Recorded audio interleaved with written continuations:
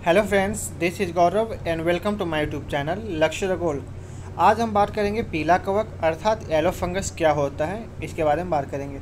आपने देखा होगा 2-3 दिन पहले एक न्यूज़ आई थी कि गाज़ियाबाद के एक व्यक्ति में येलो फंगस के लक्षण पाए गए हैं और उसमें येलो फंगस की पुष्टि हुई है। उस व्यक्ति में पहले से ही ब्लैक फंगस और वाइट फंगस थे, अर्थात वह ऐसा व्यक्ति है जिसमें तीनों प्रकार के फंगस पाए गए हैं। तो ब्लैक फंगस और वाइट फंगस क्या है, इसके बारे में हम बाद में बात करते हैं। सबसे पहले हम ये देखते हैं कि येलो फंगस क्या होता है। अब पहले हम देखते हैं, इससे पहले हम ये जानेंगे कि फंगस होता है क्या है। ऐसा नहीं है कि जो फंगस है आपका अचानक से आप हमारे इन्वायरमेंट में आया, ऐसा कुछ नहीं है। क्योंकि जो फंगस है हमारे इन्वायरमेंट में हमारे साथ बहुत पहले से उपलब्ध है, बस ये थे कि हमारे लिए इतने डेंजर नहीं थे।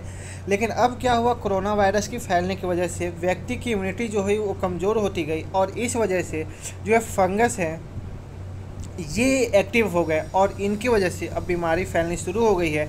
जैसे सबसे पहले ब्लैक फंगस आया, फिर उसके बाद वाइट फंगस आया, अब येलो फंगस देखने को मिल रहा है। तो येलो फंगस क्या है, हम इसके बारे में जानते हैं और इसके बारे में बात करते हैं। तो आइए देखते हैं। जो येलो फंगस है ये पाया जाता है जो रेप्टाइल वर्ष के जीव जंतु होते हैं उसमें पाया जाता है, और ये जैसे छिपकली इत्यादि में पाया जाता है। पहली बार भारत में मानव शरीर में इसकी पुष्टि हुई है। जो ये येलो फंगस है यह भी ब्लैक और वाइट फंगस के ही जैसे हैं, किंतु कुछ मामलों में उनसे ज़्यादा खतरनाक होते हैं। जैसे क्या होता है कि जो ब्लैक और वाइट फंगस होते हैं स्किन पे दिखाई देते हैं, लेकिन जो येलो फंगस होता है वह जल्दी दिखाई नहीं देता, क्योंकि वह आंतरिक रूप से शुरू होता है और इसी कारण इसके इलाज में क्या हो जाती है, देरी हो जाती है।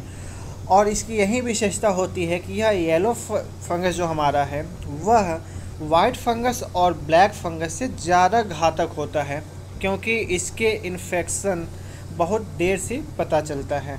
और अगर फंगल इन्फेक्शन होता है तो उसका सबसे बड़ा और उससे बचने का एक ही उपाय है कि हमें जितनी जल्दी हो सके उपचार मिल सके। लेकिन इसमें पीले कवक में पता नहीं चलता, इस वजह से इलाज में देरी हो जाती है और व्यक्ति की डेथ हो जाती है।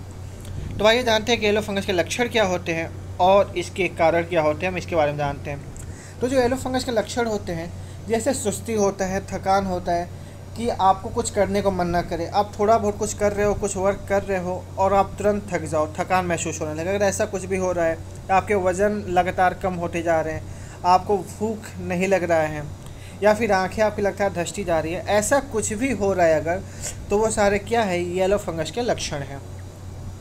तो फिर हम जानते हैं कि अगर येलो फंगस के लक्षण है तो येलो फंगस के कारण क्या क्या हो सकते हैं, किस कारण बस येलो फंगस ज़्यादा फैल रहा है। आपको पता है कि कोरोना वायरस पिछले 2 सालों से काफ़ी चर्चा में रहा है और इसकी वजह से भारत और विश्व के हर एक देश, ऐसा कोई भी देश नहीं जहाँ पे कोरोना वायरस ना हो, और इससे काफ़ी ज़्यादा नुकसान हुआ है। और इससे क्या होता है, जब किसी व्यक्ति कोरोना पॉजिटिव पाया जाता है तो उसको कोरोना जब होता है तो उसकी जो इम्यूनिटी होती है वो कमज़ोर हो जाती है और इस वजह से जो फंगस हैं वो एक्टिव हो जाते हैं और इस वजह से वो फैलने शुरू हो गए हैं। अगला क्या है, वातावरण में अगर नमी हो तब भी फैलते हैं। बासी खाना बिल्कुल नहीं खाना है, आसपास जितनी हो सके उतनी साफ़ सफाई रखना है, गंदगी नहीं करना है।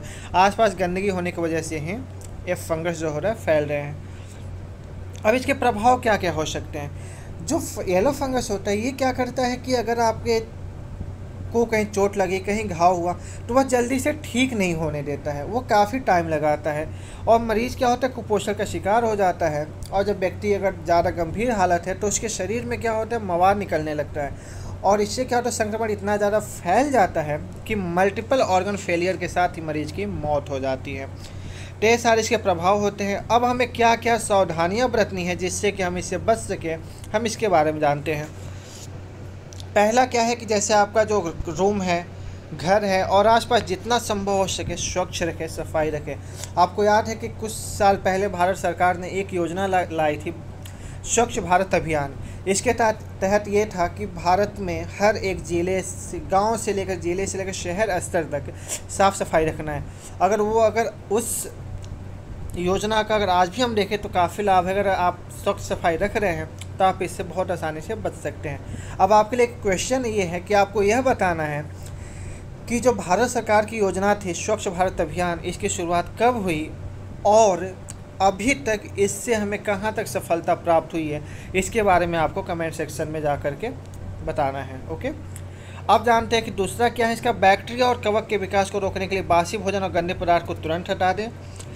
घर में जो नमी की मात्रा है उसको कम करने की कोशिश करें, क्योंकि जहाँ पे नमी होती है मैक्सिमम वहीं पे फैलते हैं और बैक्टीरिया अत्यधिक नमी वाले स्थान पे फैलते हैं। इस वजह से नमी जितना हो सके उतना कम से कम रखें, ठीक है। अगर कोई व्यक्ति कोविड पॉजिटिव पाया जाता है तो उसका इलाज तुरंत शुरू कर दिया जाए, जिससे कि फंगल इन्फेक्शन जैसी समस्या है उसके अंदर ना विकसित हो। तो मैं आशा करता हूँ कि आज मैंने आपको जो भी बताया आपको समझ में आया होगा। फिर हम ऐसे ही अगले वीडियो मिलेंगे एक नए डिजीज़ के साथ और उसमें बताएंगे कि इस समय क्या डिजीज़ फैल रहा है, क्या हो रहा है, इसके बारे में अगले वीडियो में बात करेंगे। तब तक के लिए नमस्कार, धन्यवाद, बाय बाय।